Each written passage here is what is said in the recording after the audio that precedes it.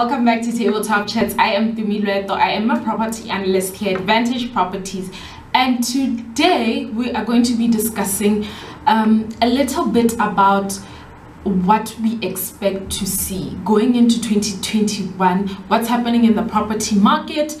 I know the year has already started, but it's important for us to know, or to at least have some expectation. The overview essentially is that the GDP of Botswana contracted by a whopping 4.2%. I'll insert a graph so that you guys can see. And this decrease came after the mining sector did not perform well due to the lack of demand and the reduced economic activity, especially in the second quarter. Remember that the second quarter was the time where we had lockdowns and the pandemic was just taking over. Our lives were in shambles. And so during this period, everything was completely at halt. Nothing was happening. So this took a toll on the mining industry, which contracted by a negative 18.6%. And the non-mining sector also contracted by 2.6%, where the construction sector alone contracted by negative 6.8%. So you can imagine what all that did to the GDP. Now in 2021, what we expect is a growth in terms of our GDP, and essentially more economic activity will take place, although we do see a lot of people losing jobs, essentially because companies are still trying to recover. I mean, they lost a whole lot of business during 2021, especially during the lockdown period.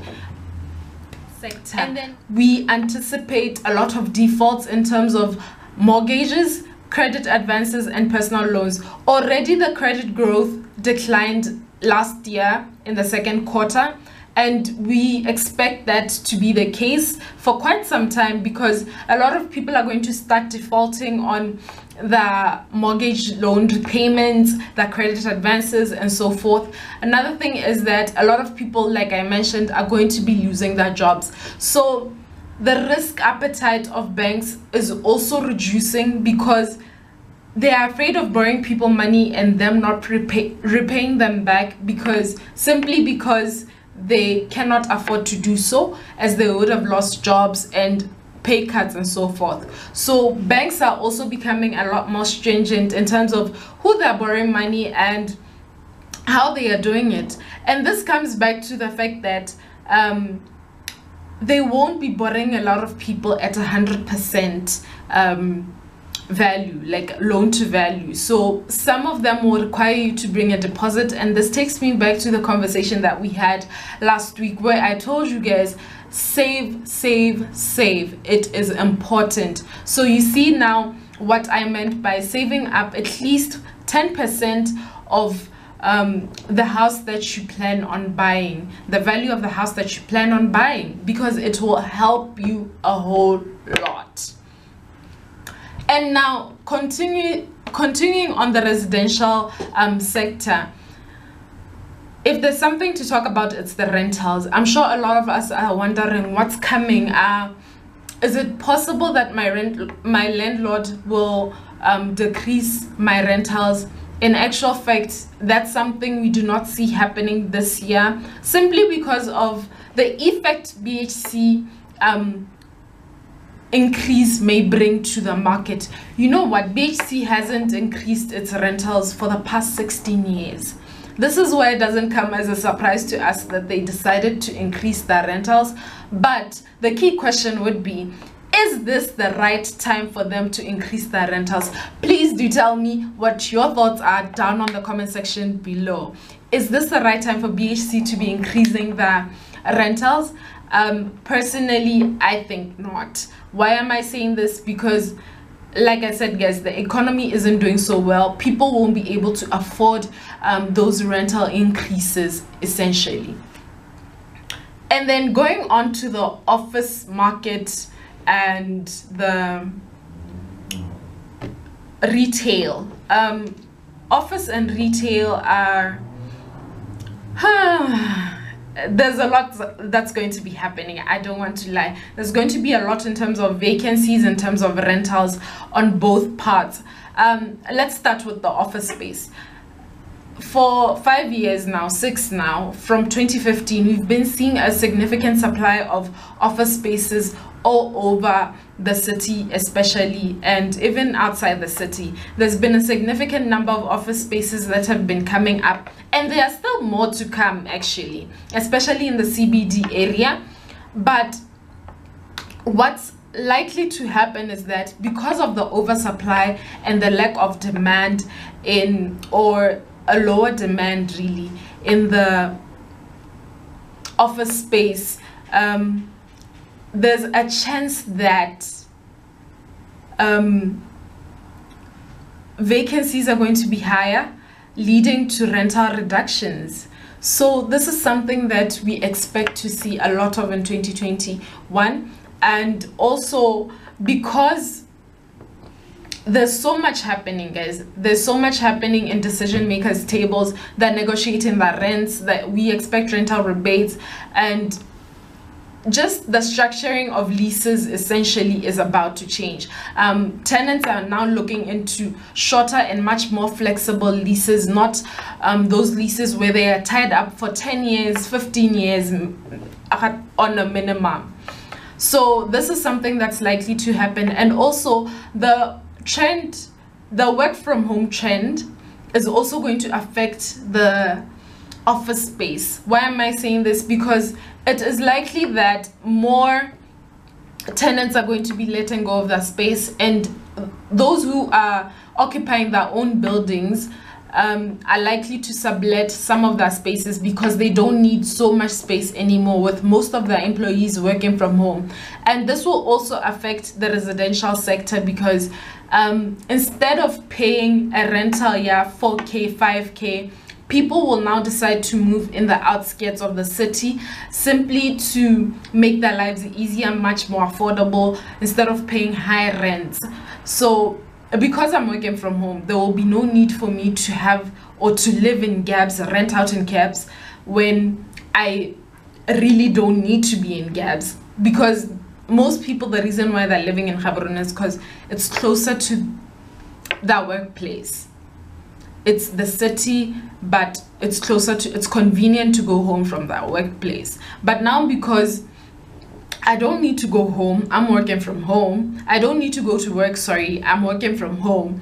I can go live Komochudi, and if I'm coming to work for 2 weeks, I can sacrifice coming to work every morning from Mochudi for just 2 weeks in a month, rather than paying a rental of 5,000. And this is something that we expect to see a lot of going forward. And now with the retail sector, this sector, if there's one sector that has been going through the most, or that has seen a lot happening, a lot of changes, a lot of effects of this COVID-19, it's the retail sector.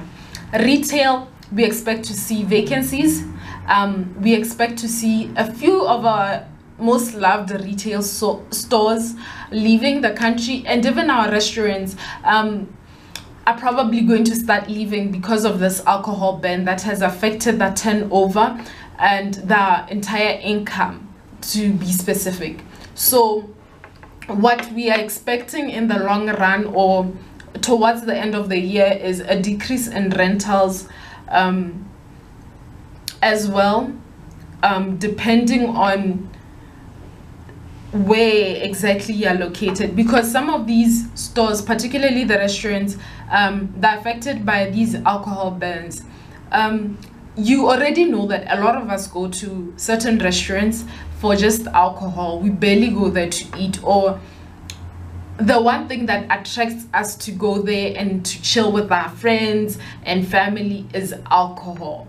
So because of this alcohol ban, it has affected the monthly turnover, and some of them, especially those that weren't doing so well before COVID, are likely to leave the country, or are likely to shut down. And Another thing with the retail sector is the curfew. It has affected the after 5 lifestyle. I mean, even the time when clubs were closed, and where we were told that no more social gatherings or gatherings of a specific number, it affected the after 5 lifestyle nonetheless. But this time, because even you can't even go to a restaurant because curfew at 8, so you're on your way home by then. It has affected them so much that we see a lot of clubs specifically terminating their leases. I mean, these guys haven't made any money for the past 9 months or so they are occupying space, it's undeniable, but they are most probably getting their leases terminated, because it doesn't seem like the government has any thought on opening up that part of the sector, the entertainment industry. And a lot of other recreational centers, such as your halls and your sports complexes, have also been affected. But because majority of those are owned by the government, we don't see the impact as much. And then with the industrial sector, this is a sector that is overlooked by a number of people, and it's overlooked by a number of investors, but its prime yields are as far as 9%. And these yields are probably going to stay the same through 2021, but we should remember that the mining sector is also affected by the manufacturing industry. If the manufacturing industry is not performing to its level best, the possibility that the industrial sector goes through the same is quite high. And secondly, with the industrial sector, we anticipate a lot more demand, especially from retail stores, as they'll need the warehouse storage, simply because of these borders that keep opening and closing time after time, and it's affecting their business. So it's becoming much more convenient for them to stockpile their goods in warehouses within the country, rather than to constantly have trucks or that distribution centers in SA or whatever country coming into Botswana. So it's becoming much more convenient for them to have their warehouses here in the country than outside the country, and this will help them in order to ensure that there's always stock and they never run out. And before I actually sign out, in the retail sector, there is a group that is leaving the city. It's called Edcon Group. For those of you who do not know, Edcon is the group that owns Jet and Edgar stores, as well as Ackermans. But it's closing some of its stores within the country, depending on their sales and how they've been doing over the past few years. Now, the key question for retail becomes, Edcon has been such a big tenant in most of our malls. It's been an anchor tenant, occupying a lot of space, a lot more space than most stores in different malls, to be exact. So there are proposals, or there's an ongoing conversation between Retailability and Edgar stores as to whether they will take over these stores or not, and if they will occupy the entire space. And that is it from me, guys. Thank you so much. Until next time, goodbye.